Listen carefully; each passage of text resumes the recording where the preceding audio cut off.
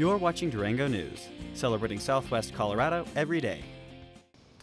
Colorado's rainbow trout populations are recovering after a devastating bout with whirling disease in the 1990s. But trout populations in the Animas River continue to decline. Colorado Parks and Wildlife officials announced earlier this summer that anglers are catching rainbow trout in river basins across the state. The comeback is a result of a genetic experiment that has roots in Germany. Whirling disease is caused by a parasite that attacks the cartilage of young fish. It deforms the spine and causes the fish to swim in a whirling pattern. Fish die shortly after becoming infected. In 2002, a German researcher discovered that trout at a hatchery in Germany were resistant to the disease, and Colorado imported the resistant strain of trout to begin crossing them with Colorado rainbows. We call them a Hofer cross. They're just it's a rainbow trout. When it boils down to it, it's a rainbow trout. But we've just taken the highly domesticated strain and crossed it with a wild strain to produce sort of this best of both worlds scenario.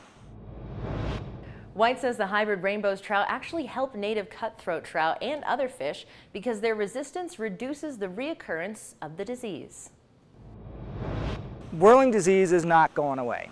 It will be with us forever.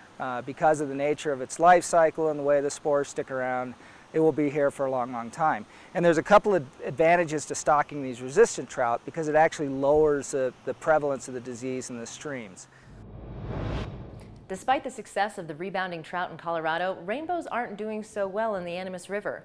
White says pinpointing the cause of declining trout populations in the Animas involves a number of complex factors.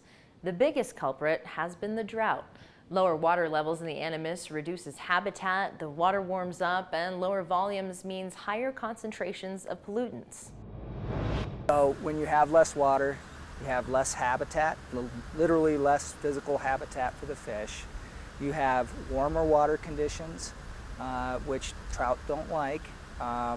You also potentially have exacerbated water quality issues associated with the heavy metal pollution, as well as nutrients, as well as use of the river, as well as oxygen. There's just a whole lot of things that pile into water quality.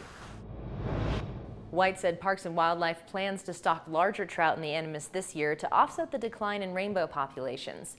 In the meantime, the community eventually will need to address how growth and development affect water quality for the long-term health of the Animas fish populations. More information about the issue, you can visit the Colorado Parks and Wildlife website at cpw.state.co.us. After the break, part 2 of our story about the Superfund and Silverton. This program is brought to you by Advantage Dodge Ram Chrysler Jeep at 20th and Main in Farmington. Visit today for your best deal.